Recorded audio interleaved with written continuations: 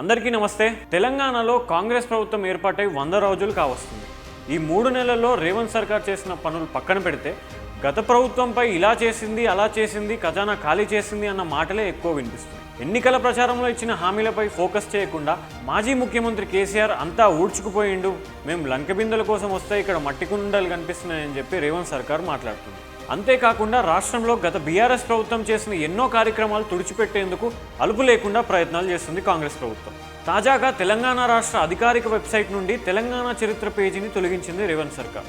మొన్న జరిగిన అసెంబ్లీ సమావేశాల్లో తెలంగాణ నుండి కేసీఆర్ ఆనవాళ్లు లేకుండా చేస్తాను అన్న సీఎం రేవంత్ రెడ్డి ఆ దిశగా మరో నీచమైన అడుగు వేశారు. రాష్ట్ర అధికారిక వెబ్సైట్ www.telangana.gov.in నుండి తెలంగాణ చరిత్ర పేజీని సీఎంఓ ఆదేశాల మేరకు అధికారులు తొలగించారు. ఇక్కడ చూసుకుంటే ఇది తెలంగాణ స్టేట్ అఫీషియల్ పోర్టల్. ఈ అఫీషియల్ పోర్టల్లో వాస్తవంగా గత ప్రభుత్వాలు కానీ ఇప్పుడున్న ప్రభుత్వాలు కానీ పూర్తి సమాచారం ఇక్కడ ఉంటుంది. అంటే ఇక్కడ తెలంగాణ హిస్టరీ అనే ట్యాబ్ని క్లిక్ చేస్తే ఏకంగా అసలు ఈ పేజ్నే డిలీట్ చేసింది ఇప్పుడున్న రేవంత్ సర్కార్. Page not found. గత ప్రభుత్వం ఆనవాళ్ళు ఎక్కడా లేకుండా అసలు మాజీ ముఖ్యమంత్రి కేసీఆర్ గారి ఫోటోలు కానీ అప్పట్లో చేసిన పనుల గురించి కానీ ఎక్కడా ఏమీ లేకుండా పూర్తిగా వెబ్సైట్ని మార్చేసింది ఇప్పుడున్న రేవంత్ సర్కార్. సరిగ్గా నెల రోజుల క్రితం సీఎంఓ మరియు ఐఎన్పిఆర్ 2 యూట్యూబ్ ఛానల్స్ నుండి మాజీ ముఖ్యమంత్రి కేసీఆర్ గారి వందలాది వీడియోలు రాష్ట్ర ప్రభుత్వం తొలగించింది. Telangana CMO official YouTube channel, ఇది గవర్నమెంట్ ఛానల్. గవర్నమెంట్ ఛానల్లో ప్రీవియస్ గవర్నమెంట్ వీడియోస్ కూడా ఉంటాయి, మాజీ ముఖ్యమంత్రి కేసీఆర్ గారి వీడియోలు కూడా ఉండాలి. కానీ రేవంత్ సర్కార్ కుట్రపూరితంగా ఇందులో పాత వీడియోస్ ఏవీ లేకుండా అన్నీ డిలీట్ చేయించేసింది. చూసారు కదా, పాత వీడియోస్ ఏమీ లేవు. ఇది సీఎంఓ హ్యాండిల్. ఇంకోటి ఐఎన్పిఆర్ హ్యాండిల్ చూసుకుంటే కూడా అసలు ఏమీ ఉండవు.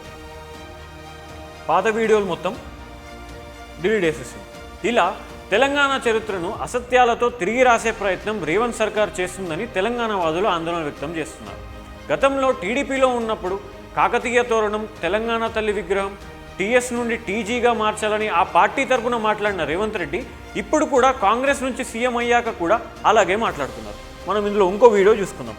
ఖచ్చితంగా తెలుగుదేశం పార్టీ రేవంత్ రెడ్డి ఏ అవకాశం వచ్చినా అధికార జీవనాన్ని మొట్టమొదట మారుస్తా, అక్కడ పునాది వేస్తా.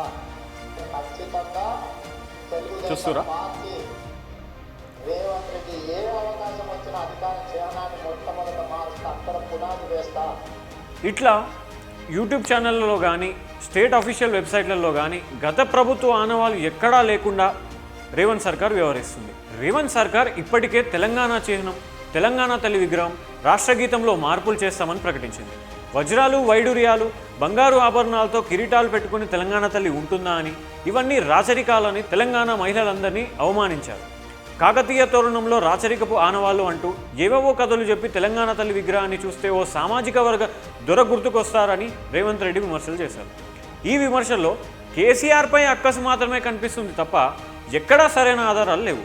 ఇంతలా రాచరికాలు అనే రేవంత్ రెడ్డి స్వయాన తన మనువడి మాత్రం రుద్రదేవ్ అంటూ పేరు పెట్టడం గమనించాలి. గత బీఆర్ఎస్ ప్రభుత్వం వారి సొంత లాభం కోసం టీజీని టీఎస్గా మార్చిందనే విమర్శలు చేశారు గతంలో రేవంత్ రెడ్డి. అందుకోసమే ప్రజల అభిప్రాయం మేరకు వాహన రిజిస్ట్రేషన్లో టీఎస్కు బదులు టీజీని తీసుకొచ్చామని చెప్తున్నారు. కానీ ఈ అంశంపై ప్రజల అభిప్రాయం తీసుకున్నట్లు ఎక్కడ ఆధారాలు లేవు, సమాచారం లేదు. అంటే రేవంత్ రెడ్డి కావాలని చేస్తున్న వాటిపైన కూడా ప్రజలపై తప్పును మోపి ప్రజలను బదలాం చేస్తుంది. ఇవన్నీ చూస్తుంటే కేవలం కేసీఆర్ అనే వ్యక్తి కనిపించకుండా చేయాలనే స్వార్థ ఆలోచనలు మనకు కనిపిస్తున్నాయి. అనేక వసతులు, అత్యధిక హంగులతో తెలంగాణ కీర్తిని పెంచేలా తెలంగాణ సచివాలయాన్ని కేసీఆర్ గారు నిర్మించారు. డాక్టర్ బిఆర్ అంబేద్కర్ సచివాలయం రూపంలో కేసీఆర్ ఆనవాళ్ళు కళ్ళ ముందు స్పష్టంగా కనిపిస్తున్నాయి. దాదాపు రోజు చూసుకుంటే ఇప్పటికీ కూడా 500 మంది పైగా రోజు రాత్రి సచివాలయాన్ని చూడడానికి వస్తుంటారు. ఇదంతా కేసీఆర్కి ఎక్కడ క్రెడిట్ పోతుందని రేవంత్ రెడ్డి కేసీఆర్ ముద్ర చెరిపేసేలా రేవంత్ సర్కార్ వ్యవహరిస్తుంది. అందుకు తాజా ఉదాహరణ సచివాలయం ఎదురుగా రాజీవ్ గాంధీ విగ్రహం ఏర్పాటుకు అడుగులు వేయడం. సచివాలయం ఎదురుగా తెలంగాణ తల్లి విగ్రహం ఏర్పాటుకు నిర్ణయించిన స్థలంలో కాంగ్రెస్ ప్రభుత్వం ఇప్పుడు రాజీవ్ గాంధీ విగ్రహం ఏర్పాటుపై తెలంగాణ వాదులు వ్యతిరేకిస్తున్నారు.